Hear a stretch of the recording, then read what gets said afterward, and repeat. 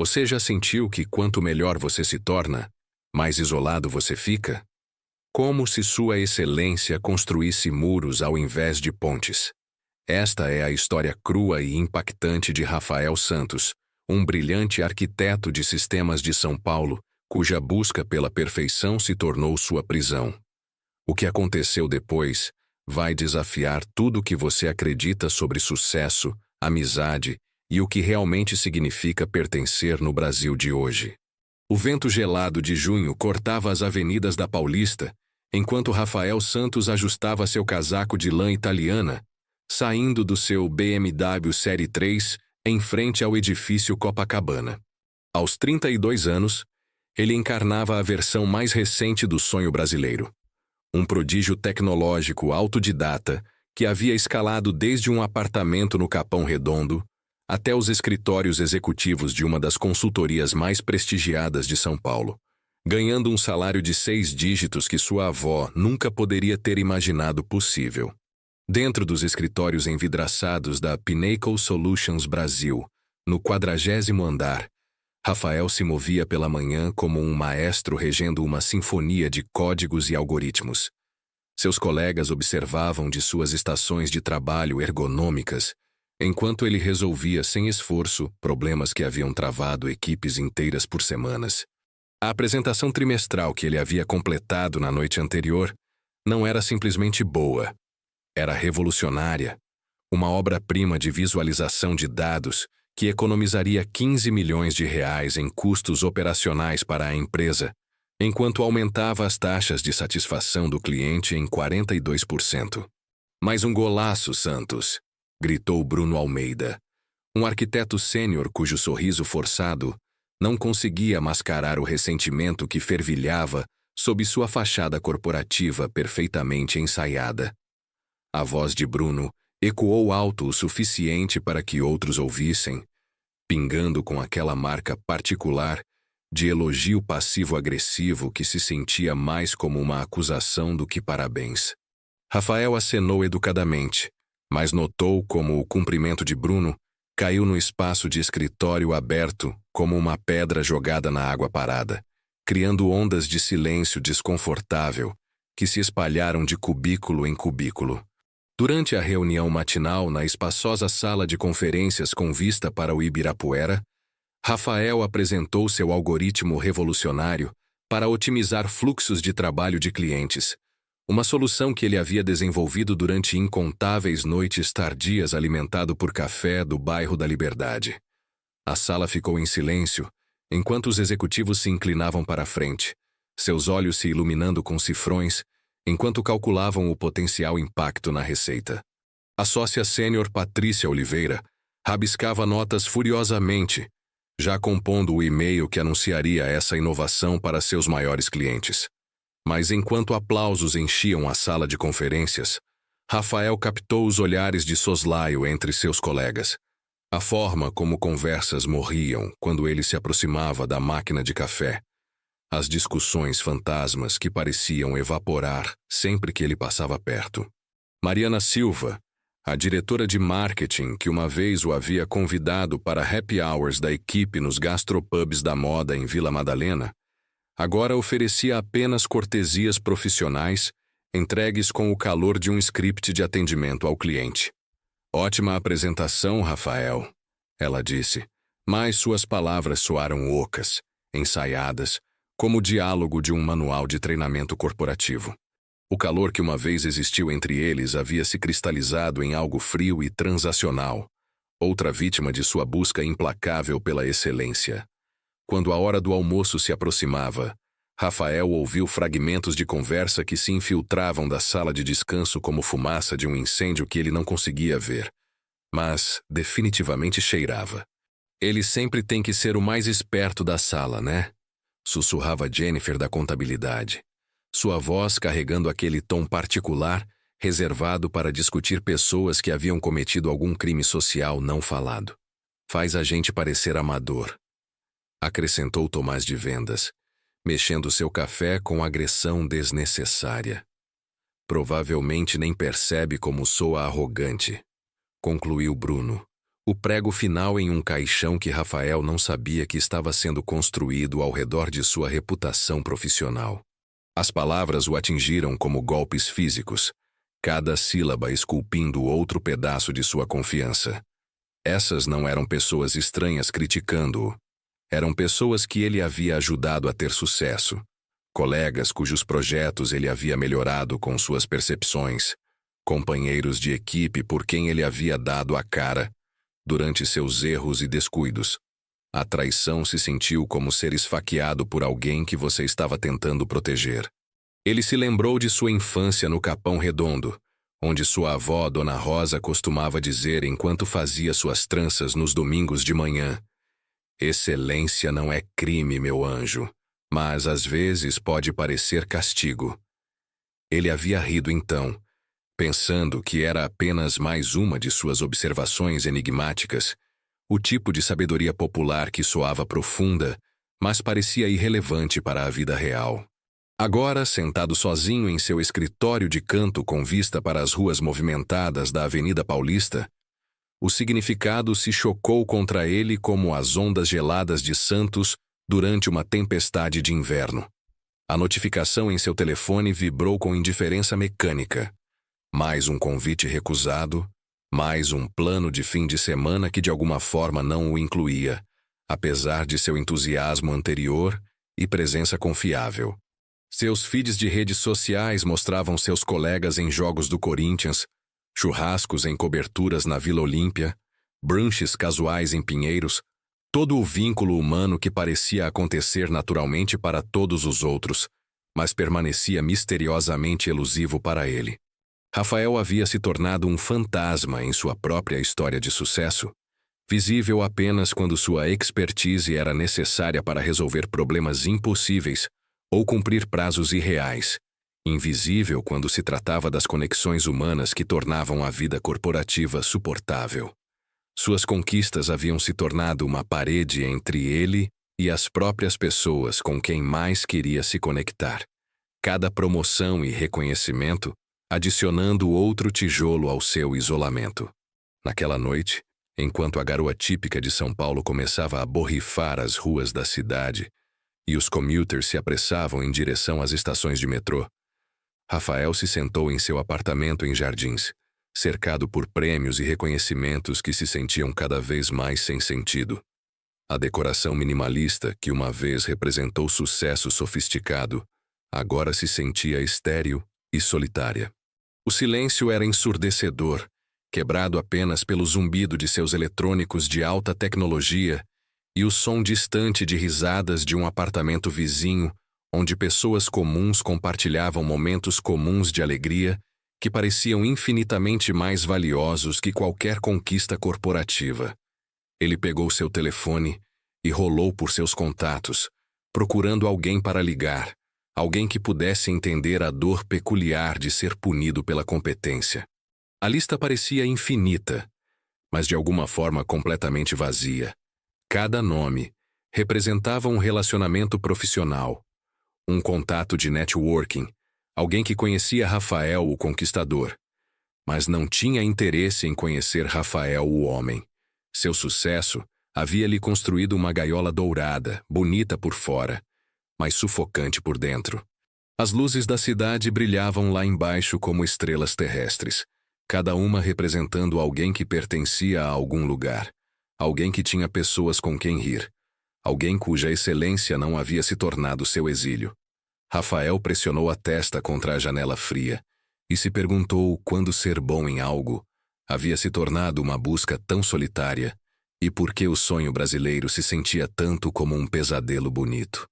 A metrópole paulistana pulsava em seus ritmos noturnos.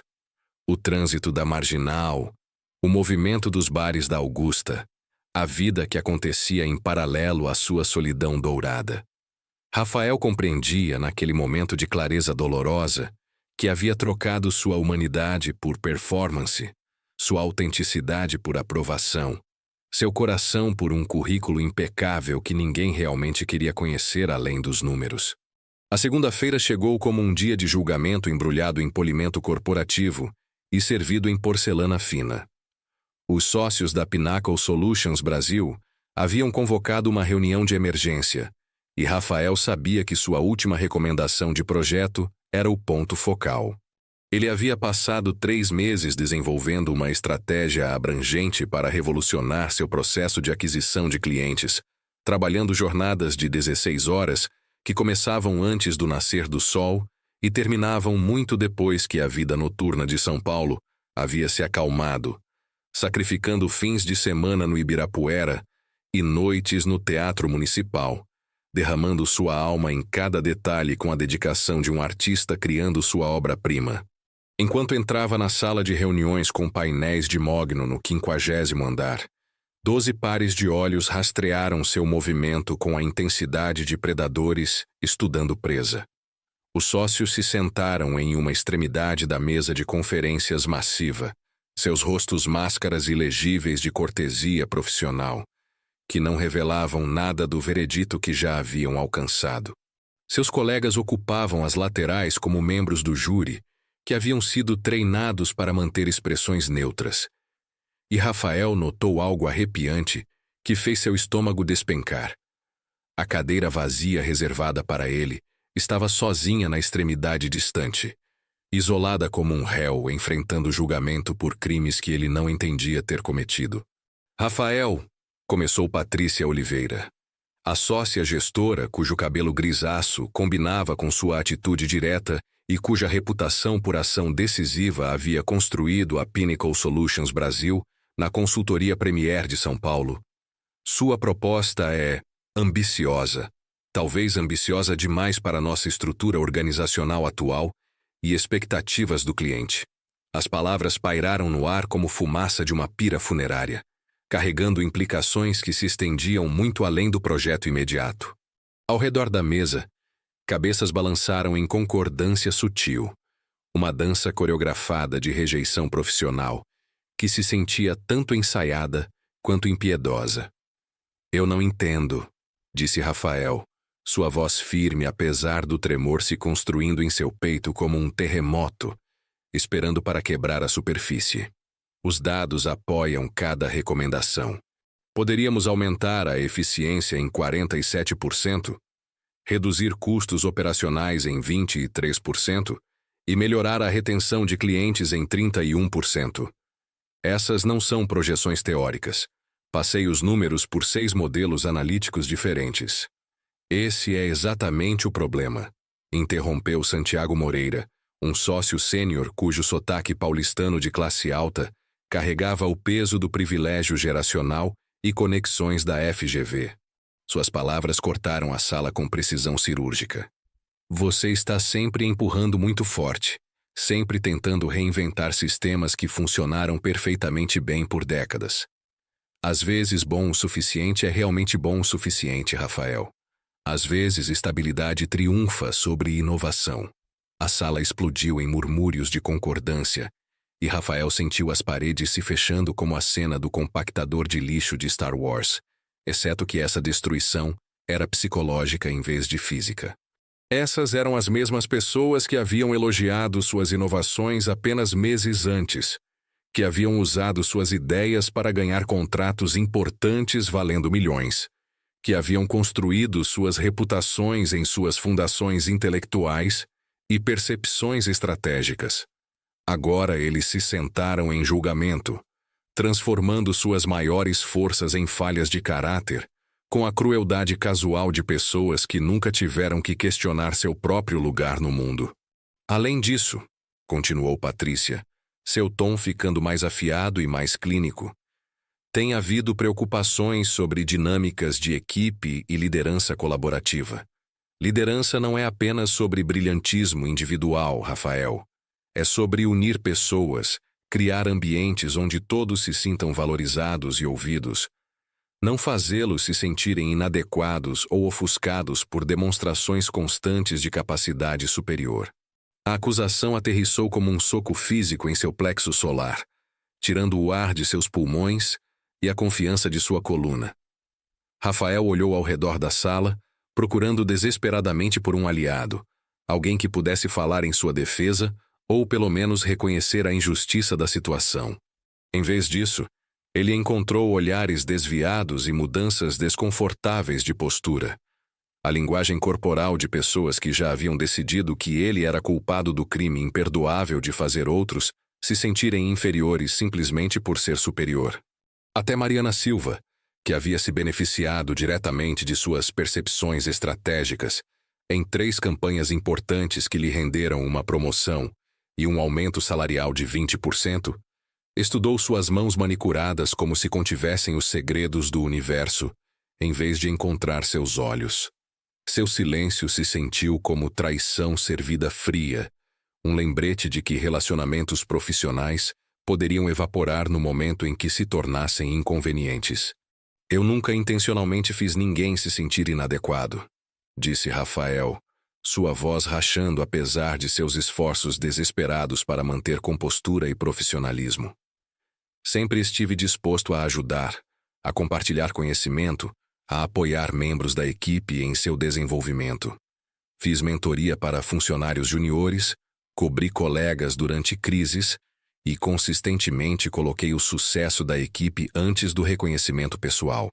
Esse é exatamente o ponto, disse Bruno Almeida, inclinando-se para a frente com a confiança de alguém que finalmente havia encontrado seu momento para brilhar, seus dentes perfeitos reluzindo na iluminação fluorescente. Você não ajuda, você assume o controle. Você não compartilha conhecimento, você faz palestras. Você não faz mentoria, você demonstra superioridade. Toda conversa se torna uma TED Talk, toda reunião se torna o show do Rafael Santos. Todo projeto se torna uma oportunidade para você provar o quão mais inteligente é do que todos os outros. As palavras cortaram mais fundo que qualquer lâmina, fatiando através de anos de identidade profissional cuidadosamente construída.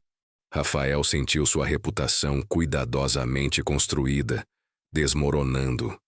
Cada acusação despojando outra camada do sucesso pelo qual ele havia trabalhado tão duramente para alcançar, através de incontáveis dias de 18 horas e oportunidades sociais sacrificadas. Essas não eram pessoas estranhas atacando seu caráter. Eram pessoas que ele havia considerado amigos, colegas que ele havia respeitado e confiado, companheiros de equipe que ele acreditava entenderem e apreciarem suas contribuições. Talvez, disse Patrícia, sua voz mais suave agora, mas não menos devastadora, seja a hora de considerar se seus consideráveis talentos podem estar mais bem adequados a um ambiente organizacional diferente. Um novo começo pode beneficiar todos os envolvidos, permitindo que você encontre uma cultura que se alinhe melhor com seu estilo de trabalho, enquanto nos dá a oportunidade de reconstruir a coesão da equipe. O eufemismo pairou na sala como gás venenoso, bonito em sua cortesia corporativa, mas letal em suas implicações. Rafael entendeu perfeitamente. Ele estava sendo empurrado para fora, não por falhar em cumprir expectativas ou entregar resultados, mas por ter sucesso muito bem, por ser bom demais no que fazia, por fazer outros se sentirem desconfortáveis com suas próprias limitações e inseguranças. Sua excelência havia se tornado evidência de sua inadequação para ambientes de equipe. Enquanto a reunião se dispersou com a eficiência de uma execução bem ensaiada, Rafael permaneceu sentado, observando seus colegas saírem com alívio mal disfarçado. A parceria com a qual havia sonhado desde a escola de pós-graduação, a trajetória de carreira que havia mapeado com precisão matemática, a família profissional que havia esperado construir através de conquistas compartilhadas, tudo evaporou no espaço de 30 minutos, dissolvido pelo ácido corrosivo da mediocridade institucional. Mais tarde naquela tarde, limpando seu escritório com a minuciosidade metódica de alguém realizando cirurgia em sua própria vida, Rafael descobriu um cartão que havia caído atrás de sua mesa durante sua última celebração de lançamento de produto bem-sucedido. Estava assinado por todos no departamento, cheio de notas manuscritas de gratidão e apreço. Obrigada por nos fazer parecer bons, Rafael, dizia a caligrafia cuidadosa de Mariana. Não poderíamos ter feito sem seu gênio. escreveu Bruno em sua escrita caracteristicamente ousada. A ironia tinha gosto de moedas de cobre em sua boca, amarga e metálica e completamente indigerível. Caminhando pelo saguão pela última vez, seus pertences pessoais embalados em caixas que a segurança inspecionaria, antes de permitir sua partida, Rafael captou seu reflexo nas paredes de granito polido. O homem olhando de volta parecia bem-sucedido, confiante, inabalável, uma representação perfeita da conquista profissional brasileira. Mas atrás daqueles olhos marrons determinados, vivia uma verdade que o Brasil corporativo se recusava a reconhecer. Às vezes, ser excepcional é a coisa mais solitária do mundo, e talento sem pertencimento é um presente que ninguém quer receber. Naquela noite, sozinho em seu apartamento com o Ibirapuera, se estendendo infinitamente além de suas janelas do chão, ao teto como um espelho escuro, refletindo seu isolamento, Rafael finalmente entendeu o que sua avó Dona Rosa havia tentado lhe dizer todos aqueles anos atrás durante essas conversas de domingo de manhã, sobre pão de açúcar e café recém-feito. Excelência sem conexão é apenas outra forma de exílio. E competência sem comunidade é uma prisão construída das inseguranças de outras pessoas e sua própria recusa em ser menos do que você é capaz de ser. O Brasil corporativo, ele percebeu com uma clareza dolorosa que cortava como navalha.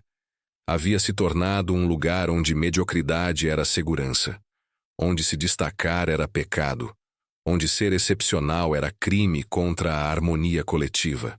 E ele, Rafael Santos, filho do Capão Redondo que havia ousado sonhar além dos limites impostos pela geografia e classe social, havia se tornado culpado de aspirar demais alto, de brilhar intenso demais, de recusar-se a ser menos do que sua alma exigia que fosse.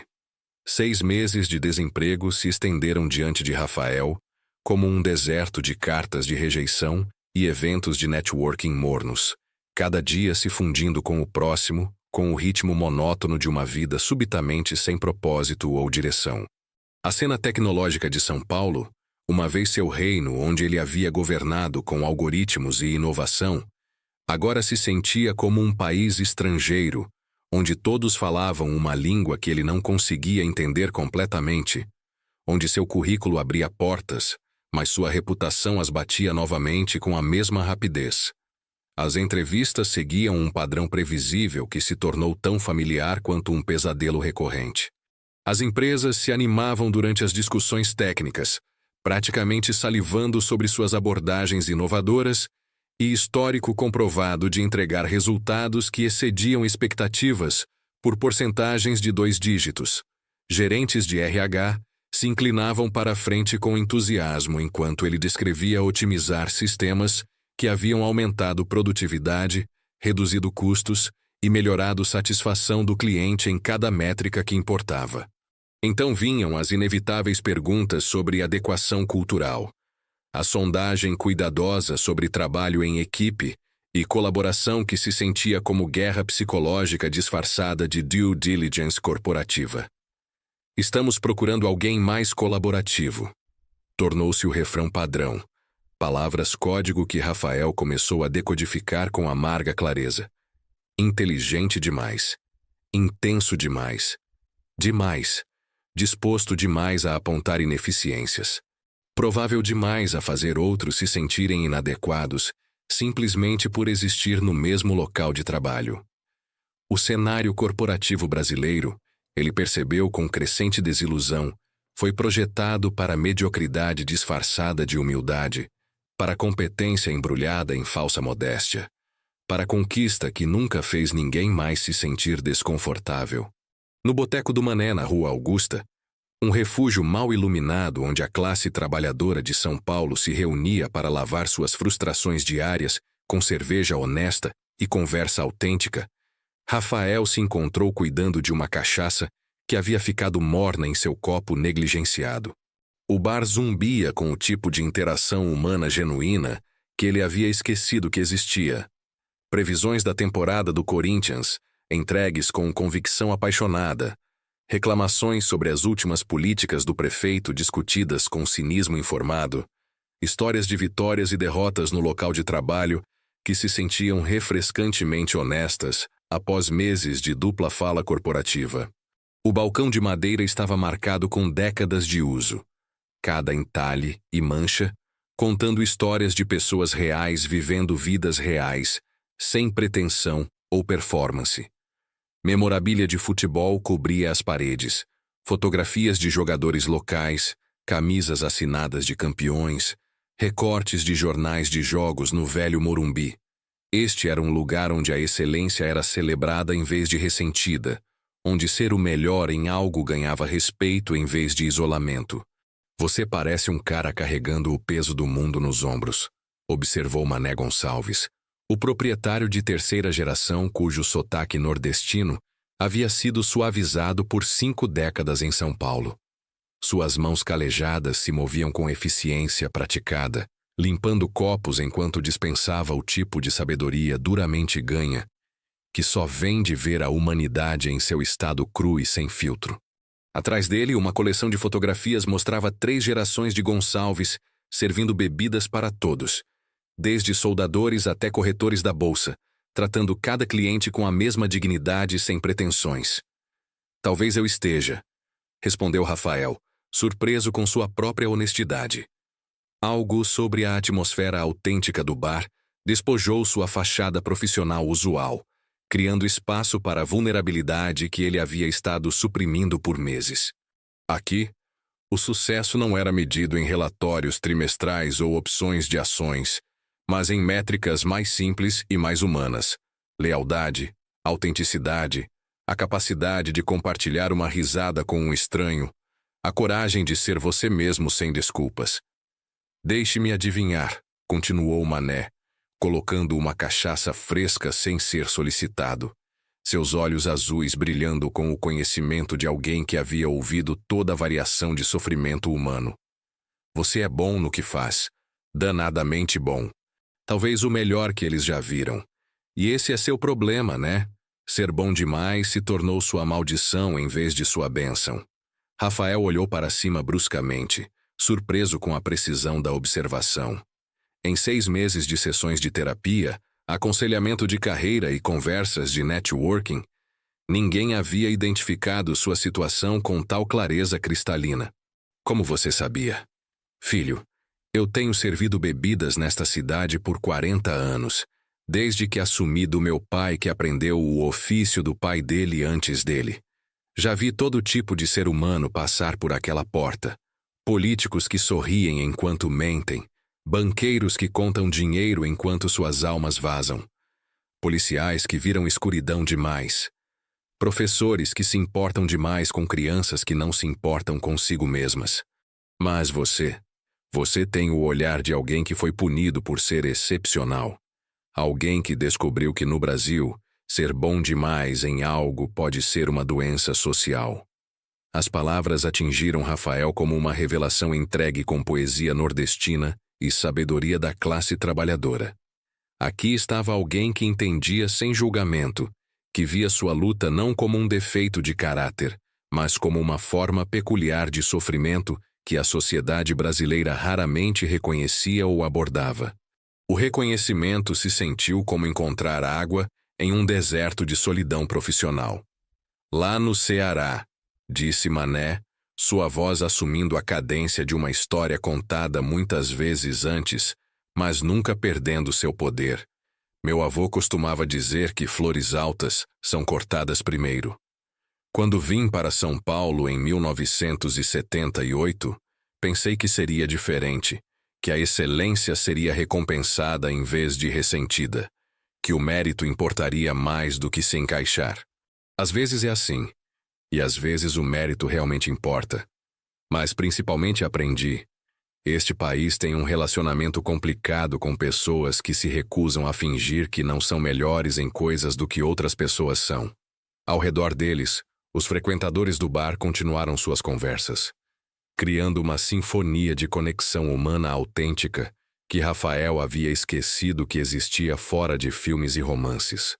Um trabalhador da construção civil com poeira de cimento ainda em suas botas compartilhou fotos da formatura de sua filha na USP, seu orgulho desavergonhado e contagioso. Duas enfermeiras do Hospital das Clínicas compararam histórias de guerra de seus turnos no pronto-socorro, seu humor negro revelando dedicação à cura que transcendia salários. Um casal idoso celebrou seu 43º aniversário de casamento com Brahma e amendoins, seu amor mais real e substancial do que qualquer exercício de construção de equipe corporativo ou evento de networking profissional que Rafael jamais havia comparecido. Então, o que eu faço? Perguntou Rafael, a pergunta emergindo de um lugar de vulnerabilidade genuína que ele não havia acessado desde a infância, quando as complexidades do mundo ainda podiam ser resolvidas com perguntas diretas e respostas honestas. O rosto calejado de Mané se enrugou no que poderia ter sido compaixão misturada com sabedoria, duramente ganha. Primeiro você para de tentar se fazer menor para caber em espaços que não foram construídos para pessoas como você. Segundo, você lembra que ser bom em algo não é crime. Não importa quão culpado eles tentem fazer você se sentir. Terceiro, você encontra seu povo. Aqueles que celebram a excelência, em vez de puni-la. Enquanto a noite se aprofundava e o bar se enchia com os trabalhadores do turno noturno de São Paulo, guardas de segurança, taxistas, pessoal hospitalar, trabalhadores de fábrica do turno da tarde, Rafael se viu envolvido em conversas que não tinham nada a ver com seu currículo, suas conquistas, ou seu valor potencial para suas organizações.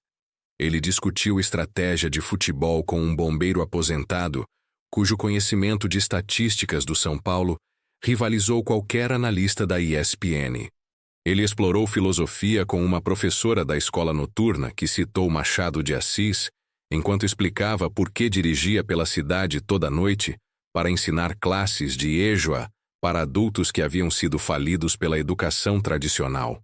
Ele até compartilhou risada genuína com um grupo de estudantes de pós-graduação da PUC que estavam mais interessados em seus pensamentos sobre coxinha do que seus algoritmos inovadores ou metodologias de planejamento estratégico.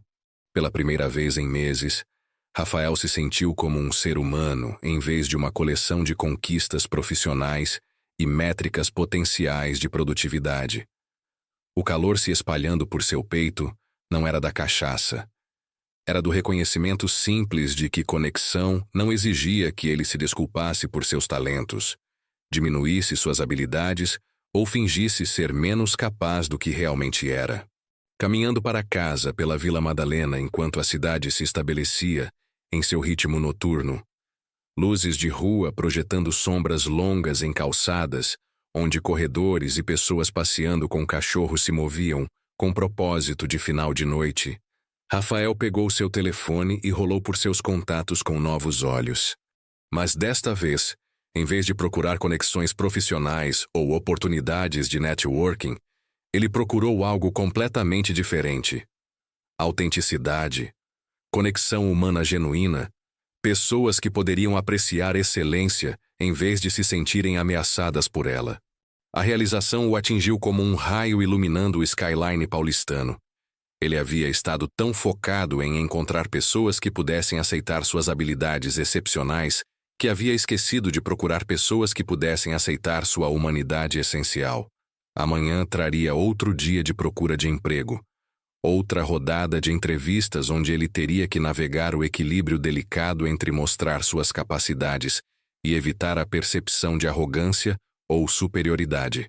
Mas esta noite, fortalecido pela sabedoria nordestina e autenticidade da classe trabalhadora, Rafael começou a entender que o problema não era sua excelência. Era uma cultura que havia esquecido como celebrá-la. A ligação chegou numa quinta-feira chuvosa de manhã que parecia que a própria cidade estava chorando, quando até os edifícios da Paulista pareciam desaparecer nas nuvens baixas que pressionavam São Paulo como um cobertor de lã cinza.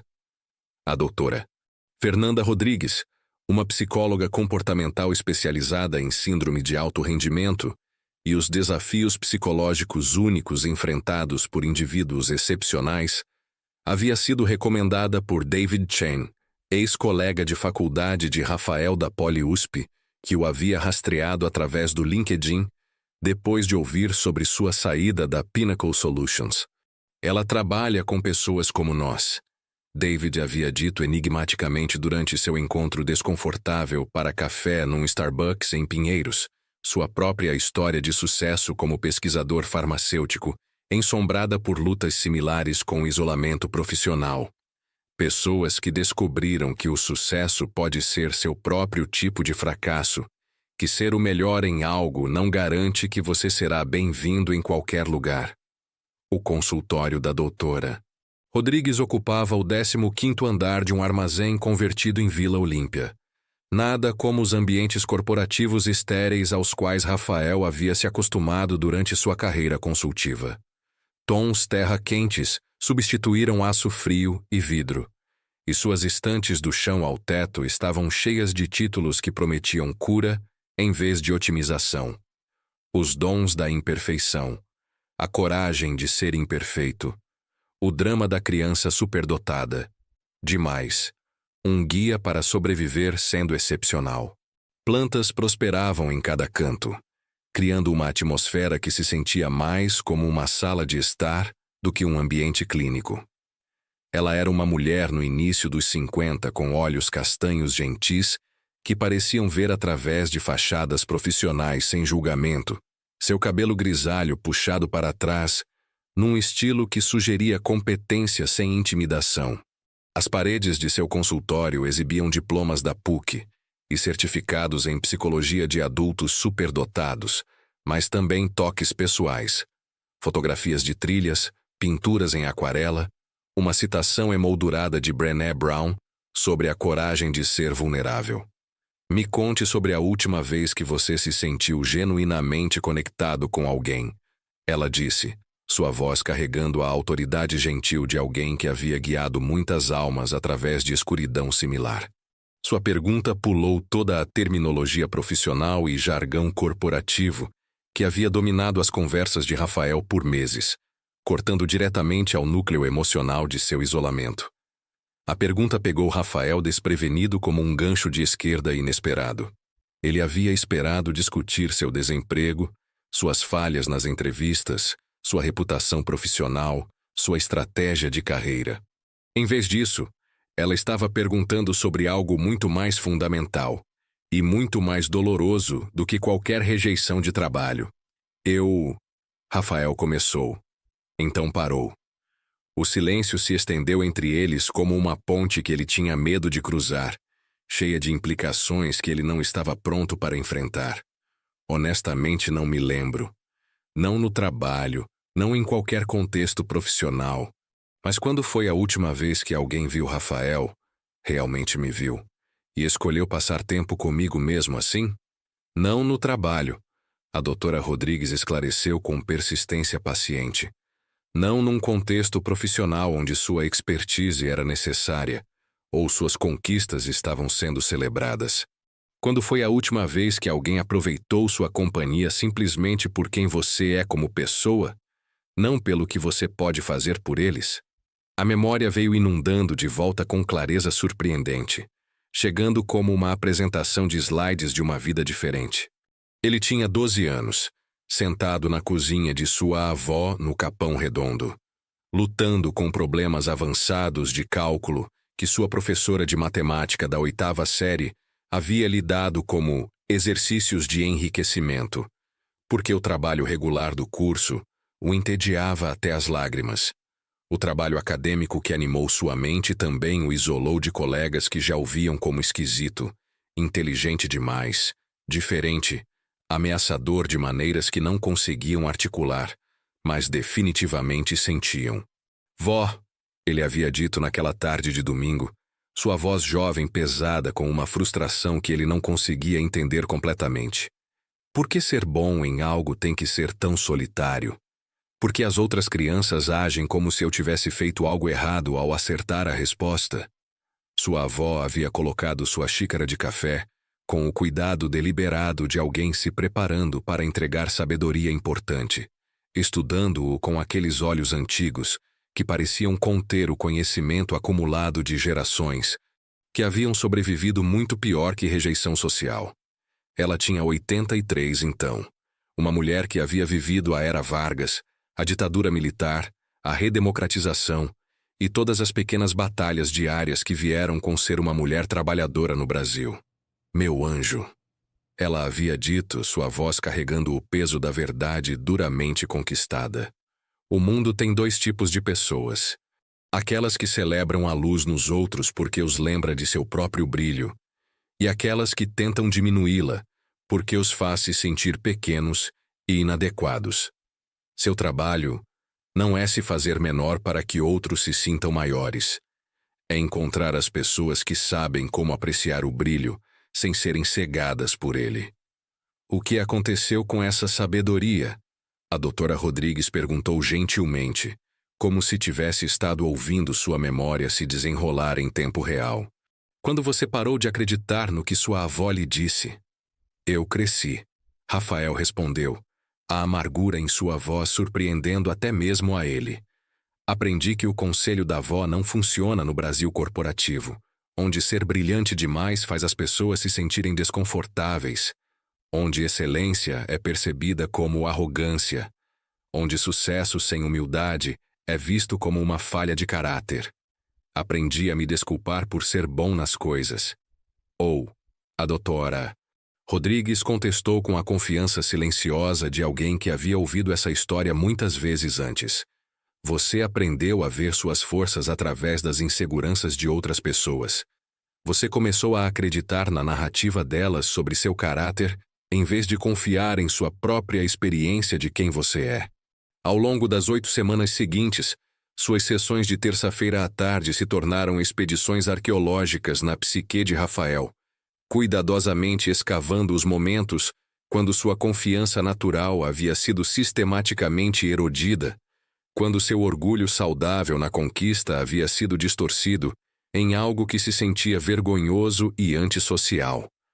A doutora Rodrigues possuía o dom raro de ajudar pessoas a se verem claramente sem a lente distorcida das projeções e medos de outras pessoas.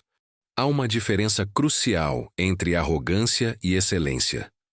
Ela explicou durante uma sessão de breakthrough particularmente importante. Seu consultório cheio de luz solar da tarde, que transformou partículas de poeira em partículas dançantes de ouro. Arrogância é acreditar que você é melhor que outros como seres humanos, que seu valor como pessoa excede o deles. Excelência é simplesmente ser muito bom no que você faz, ter habilidades e capacidades que excedem performance média. O fato de que algumas pessoas não conseguem distinguir a diferença não o torna responsável por sua confusão ou suas reações emocionais. Ela o introduziu à pesquisa sobre síndrome da papoula alta, o fenômeno social onde pessoas de alto desempenho são ressentidas e sistematicamente cortadas por seus pares. Não porque estão fazendo algo errado, mas porque seu sucesso destaca as inadequações percebidas dos outros. Os estudos revelaram o que Rafael havia vivido, mas não conseguia nomear, que em muitas culturas, incluindo a cultura corporativa brasileira, performance excepcional pode desencadear respostas defensivas que priorizam conforto do grupo sobre conquista individual. A pesquisa mostrou que sociedades com síndrome de papoula alta forte frequentemente experimentaram o que psicólogos chamaram de regressão à média, uma diminuição gradual de padrões e expectativas, enquanto performers excepcionais eram pressionados a moderar suas habilidades. Empresas que puniram excelência em favor de harmonia de equipe frequentemente se encontraram perdendo vantagem competitiva, enquanto seus melhores performers saíam ou aprendiam a esconder suas capacidades. Você tem carregado vergonha que não pertence a você, a doutora Rodrigues disse durante sua 6ª sessão, suas palavras cortando através de meses de autodúvida, como um bisturi removendo tecido infectado. Você tem se desculpado por dons que o mundo desesperadamente precisa, talentos que poderiam resolver problemas e criar valor e tornar a vida melhor para incontáveis pessoas. Isso não é humildade, é autotraição em escala massiva. O breakthrough veio durante um exercício de dramatização, onde a doutora Rodrigues pediu para Rafael defender seu eu mais jovem.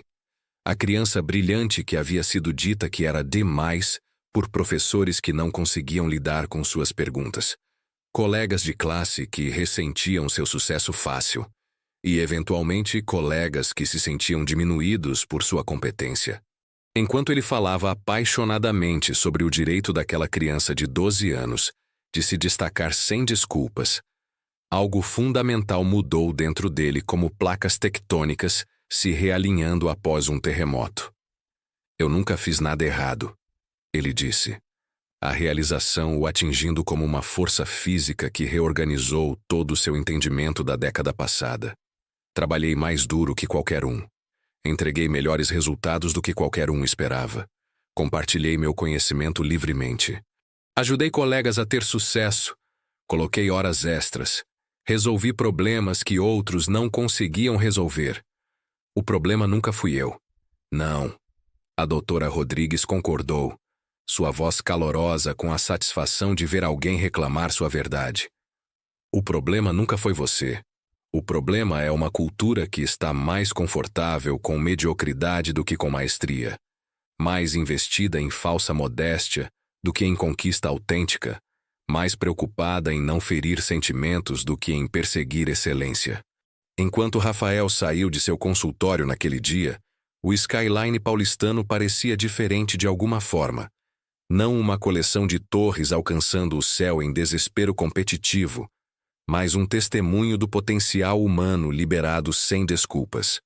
Os edifícios Copacabana e Itália, as maravilhas arquitetônicas que definiam a identidade de sua cidade, todos haviam sido construídos por pessoas que se recusaram a se contentar com bom o suficiente, que insistiram em empurrar limites apesar de críticas e resistência. Pela primeira vez em anos, ele se sentiu orgulhoso em vez de envergonhado de suas capacidades, grato em vez de culpado por seus talentos, energizado em vez de se desculpando por seu potencial para se destacar. Naquela noite, ele ligou para sua mãe em Santos, uma conversa que eles haviam tido inúmeras vezes, mas nunca realmente haviam tido mesmo. Mãe, ele disse, sua voz firme com convicção recém-encontrada. Preciso te contar algo importante. Sou bom no que faço. Realmente excepcionalmente bom. Não vou me desculpar por isso mais, e não vou fingir ser menos capaz do que sou para fazer outras pessoas se sentirem confortáveis. O silêncio do outro lado se estendeu por várias batidas do coração, antes dela responder, sua voz grossa com emoções que ela havia estado segurando por anos. Já era hora, meu filho, ela disse. E ele podia ouvir lágrimas em sua voz. Sua avó sempre disse que você estava destinado para algo especial. Ela nunca quis que você escondesse sua luz debaixo do alqueire. Ela ficaria tão orgulhosa de ouvir você dizer isso. 9 meses depois, Rafael estava diante das janelas do chão ao teto de seu novo escritório. Mas desta vez, a vista carregava significado completamente diferente. Em vez de olhar para baixo para as ruas movimentadas de São Paulo de uma torre corporativa, que se sentia como uma prisão disfarçada de sucesso, ele contemplava o galpão convertido na Vila Madalena, onde havia estabelecido a Santos Consulting Solutions. O bairro vibrava com energia empreendedora. Startups, agências criativas, restaurantes independentes e pequenos negócios construídos por pessoas que haviam escolhido autenticidade sobre conformidade, excelência sobre aceitação. Seu escritório ocupava o 3º andar de um prédio que uma vez havia fabricado peças automotivas para o Parque Industrial Paulistano, suas paredes de tijolo expostas e iluminação industrial, criando uma atmosfera que celebrava tanto história quanto inovação. O espaço vibrava com um tipo diferente de energia do que seu ambiente corporativo anterior. Criativo, colaborativo, intenso, mas construído sobre uma fundação de respeito mútuo em vez de insegurança competitiva. Sua primeira contratação havia sido Jennifer Chen, uma brilhante cientista de dados com PhD pelo ITA, que havia sido similarmente ostracizada em sua empresa anterior por ser analítica demais e fazer seus colegas se sentirem inadequados com sua capacidade de ver padrões que outros perdiam. Ela havia respondido ao seu anúncio de trabalho cuidadosamente elaborado, não por causa do salário, benefícios ou regalias corporativas, mas por causa de uma única linha na descrição que havia parado seu scrolling imediatamente. Procuramos profissionais excepcionais que se recusam a se desculpar pela excelência e acreditam que competência deve ser celebrada, não escondida. Rafael, Jennifer gritou de sua estação de trabalho, a animação evidente em sua voz enquanto pivotava seu monitor, para mostrar uma série de visualizações de dados que pareciam arte abstrata, mas contavam histórias de ineficiência e oportunidade. Você precisa ver o que acabamos de conseguir para a conta do Grupo Votorantim. Isso vai mudar tudo. O Grupo Votorantim havia sido o maior cliente da Pinnacle Solutions Brasil, gerando mais de 60 milhões de reais em receita anual.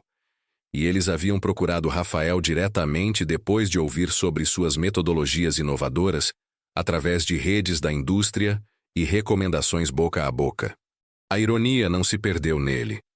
As mesmas ideias revolucionárias que haviam sido consideradas ambiciosas demais e disruptivas em sua antiga empresa, agora estavam sendo implementadas pelo próprio cliente, com resultados espetaculares que excederam cada projeção que ele havia feito durante aquelas apresentações finais e fatais. Enquanto Rafael revisou a análise de Jennifer, ele sentiu uma onda familiar de orgulho profissional, mas desta vez não estava manchada com culpa, vergonha ou a necessidade exaustiva de diminuir a conquista para proteger os sentimentos dos outros.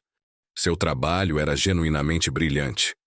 Modelagem estatística inovadora que revelou oportunidades de mercado no valor de centenas de milhões de reais. Gráficos de apresentação que tornaram dados complexos acessíveis a executivos não técnicos. Conclusões que eram tanto revolucionárias quanto práticas.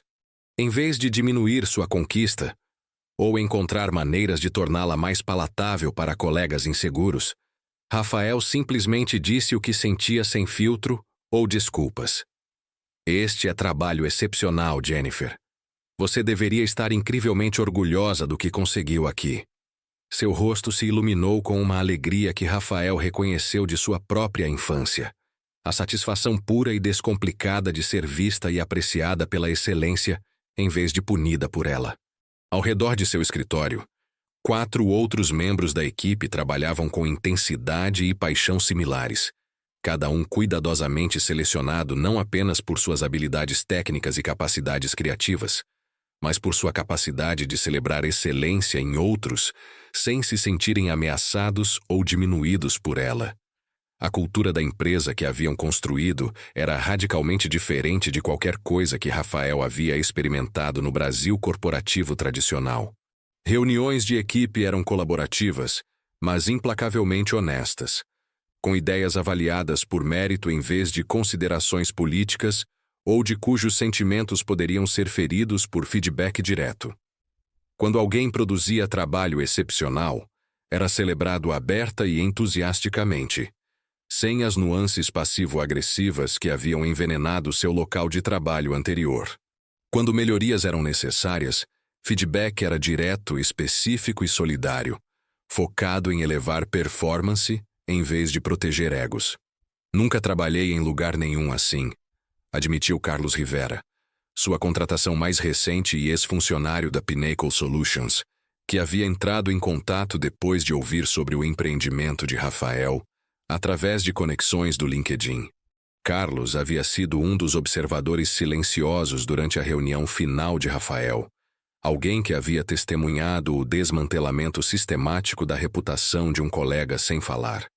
No meu antigo trabalho, gastei mais energia gerenciando inseguranças das pessoas do que realmente resolvendo problemas. Aqui, posso focar inteiramente em ser excelente no que faço. A Santos Consulting Solutions havia alcançado algo notável em menos de um ano. Eles haviam criado um local de trabalho onde competência era moeda, onde ser a pessoa mais inteligente na sala era um ativo em vez de um passivo, onde excelência atraía em vez de repelir oportunidades para conexão genuína. Sua lista de clientes se lia como um quem é quem dos negócios paulistanos. Empresas que haviam se cansado de consultores que priorizavam consenso sobre resultados, que valorizavam processo sobre performance, que confundiam correção política com efetividade profissional. O sucesso da empresa havia sido rápido e decisivo, excedendo até mesmo as projeções otimistas de Rafael. Em 8 meses, eles haviam garantido contratos com 7 principais corporações paulistanas, 2 empresas, Fortune 500 e 3 startups de crescimento rápido, todas procurando o tipo de pensamento inovador e excelência sem compromissos que firmas de consultoria tradicionais pareciam relutantes ou incapazes de fornecer. Sua receita havia alcançado 4,2 milhões de reais, com margens de lucro que fariam seus antigos empregadores chorarem de inveja. Os antigos colegas de Rafael na Pinnacle Solutions assistiram das linhas laterais, enquanto seus clientes perdidos elogiavam publicamente as abordagens transformadoras da Santos Consulting, em publicações da indústria e apresentações de conferências. A seção de negócios da Folha de S. Paulo havia apresentado Rafael num perfil intitulado O Consultor que se recusa a simplificar o sucesso, e a Exame o havia incluído em sua lista de 30 abaixo de 35 empreendedores revolucionando serviços profissionais.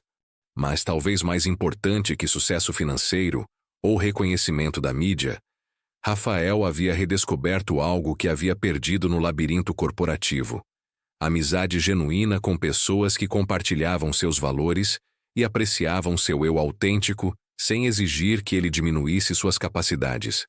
Sua equipe se reunia regularmente para jantares que não tinham nada a ver com trabalho, conversas que iam de filosofia a esportes a histórias de família, relacionamentos construídos sobre respeito mútuo e compromisso compartilhado com excelência, em vez dos exercícios artificiais de construção de equipe que ele havia suportado em sua carreira anterior.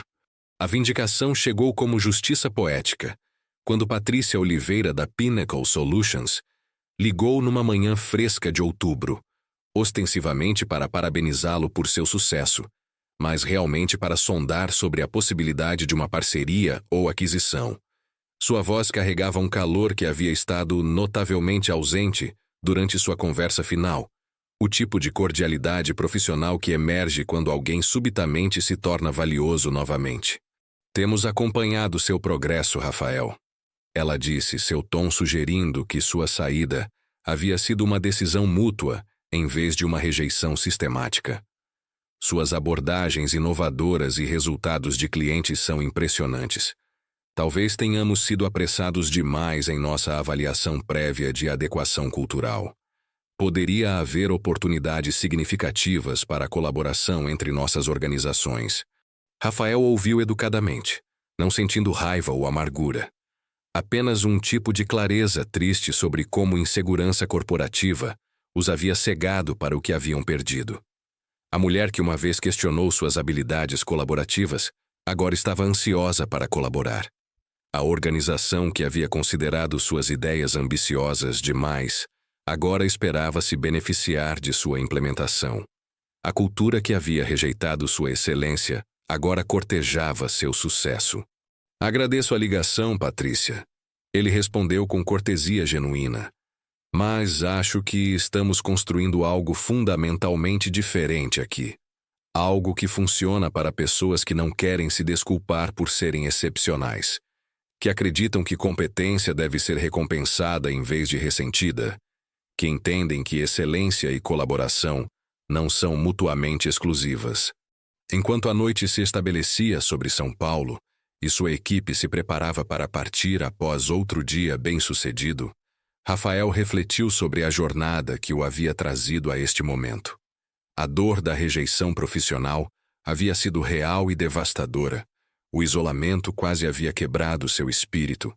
A autodúvida quase o havia convencido a aceitar mediocridade como o preço de pertencimento. Mas essas experiências também lhe haviam ensinado algo inestimável. que encontrar sua tribo não é sobre se tornar aceitável para todos, mas sobre criar espaços onde autenticidade e excelência podem coexistir sem desculpas. Jennifer passou por seu escritório na saída, segurando um pequeno pacote embrulhado em papel pardo. Isso chegou para você hoje, ela disse com um sorriso conhecedor que sugeria que estava esperando sua chegada. Dentro estava uma fotografia emoldurada de sua avó, Dona Rosa, enviada por sua mãe com um bilhete manuscrito que fez seus olhos se encherem de lágrimas. Ela sempre soube que você encontraria seu caminho de volta para si mesmo. Manteve esta foto em sua penteadeira até o dia em que morreu, e toda vez que alguém visitava, apontava para ela e dizia: "Esse é meu neto Rafael. Ele vai mudar o mundo se recusando a ser comum." Embaixo da fotografia, na caligrafia cuidadosa de Dona Rosa, estavam palavras que ele havia esquecido, mas agora entendia completamente. "Meu anjo, não deixe o mundo convencê-lo de que sua luz é brilhante demais. As pessoas certas saberão como apreciar o brilho sem serem cegadas por ele. Encontre essas pessoas e construa sua vida com elas." Parado em seu escritório enquanto as luzes de São Paulo começaram a cintilar na escuridão crescente, Rafael entendeu que sucesso não era sobre ser aceito por todos. Era sobre se recusar a comprometer seu eu autêntico por pessoas que nunca apreciariam verdadeiramente o que você oferece. A solidão que ele havia experimentado não era o preço inevitável da excelência. Era o custo temporário de se recusar a se contentar com ambientes e relacionamentos que exigiam que ele fosse menos do que era capaz de ser. Seu telefone vibrou com uma mensagem de grupo de Carlos, comemorando o sucesso do contrato Votorantim no Boteco do Mané. Mané está pagando a primeira rodada para parabenizar seu cliente favorito, que finalmente encontrou seu povo. A equipe toda vai. Rafael sorriu, lembrando do bartender nordestino cuja sabedoria o havia ajudado a entender que o problema nunca foi sua excelência. Foi encontrar pessoas que sabiam como celebrá-la. Pela primeira vez em sua vida profissional, Rafael estava exatamente onde pertencia, cercado por colegas que haviam se tornado amigos genuínos, construindo algo significativo com pessoas que entendiam que ser bom demais nunca foi realmente o problema. O problema sempre havia sido se contentar com espaços que pediam para ele ser menor que seu potencial, mais fraco que suas capacidades, menos que seu eu autêntico. E isso, Rafael percebeu enquanto desligava as luzes de seu escritório e se dirigia para uma noite de celebração com pessoas que verdadeiramente o conheciam e apreciavam. Era um problema que ele havia finalmente, definitivamente resolvido. Você já se sentiu como o Rafael, punido por sua própria excelência, isolado por sua competência, feito se sentir culpado por ser bom no que faz? Você não está sozinho nessa luta tipicamente brasileira. Se essa história ressoou com sua experiência, dê like e nos conte nos comentários. Qual tem sido sua experiência sendo demais para as pessoas ao seu redor?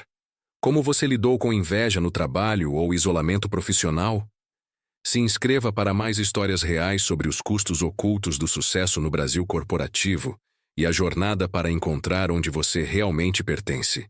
Lembre-se, sua excelência não é o problema. Encontrar as pessoas certas para apreciá-la é a solução. Qual parte da jornada do Rafael chegou mais perto de casa para você? Compartilhe sua história abaixo e vamos construir uma comunidade de pessoas que se recusam a se desculpar por serem excepcionais.